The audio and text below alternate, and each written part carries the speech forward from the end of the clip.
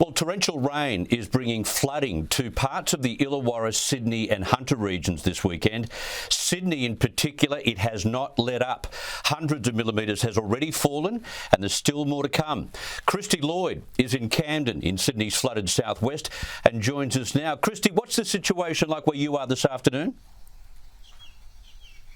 Well, Chris, the river levels are continuing to rise here at Camden, although they've already exceeded the flood levels that we saw earlier this year in March and April.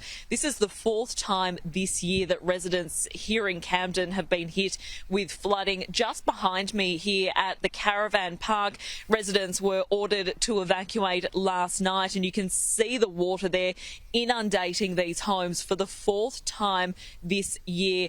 Many residents were just getting cleaned up after the last flood, unfortunately, and now they've been hit yet again.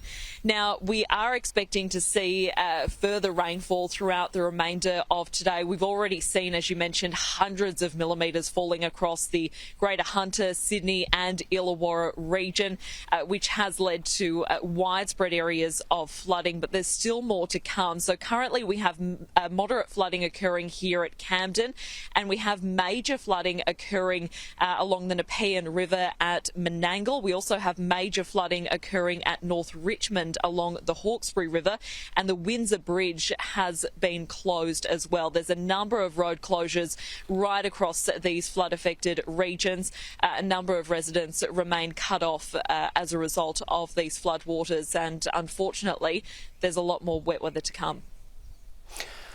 And tell us a little bit about what they're saying, what the SES is saying about travelling. It's best not to travel at all at the moment, right?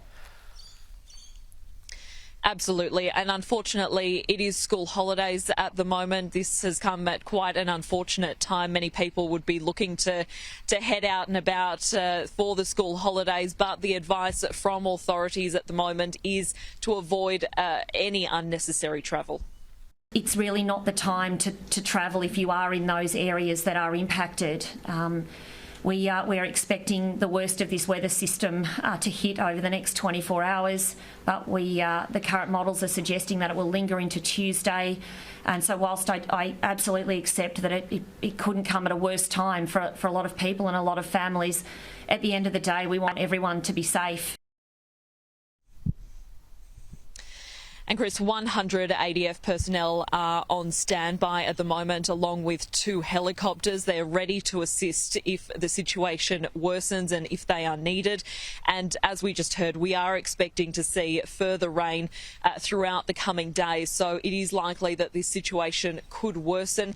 Along with that, we also have the threat of damaging wind gusts, particularly for coastal regions where gusts could exceed 90 kilometres per hour throughout the remainder of today and into tomorrow. Given that the soil is already so saturated, there is a great risk that we could see trees coming down, potentially over power lines, which could lead to a number of power outages over the next couple of days as well. And damaging surf is also a risk for a number of coastal regions. So the threats are quite widespread at the moment, and they're likely to continue for the coming days, unfortunately. Kristie Lloyd, thank you very much for your time.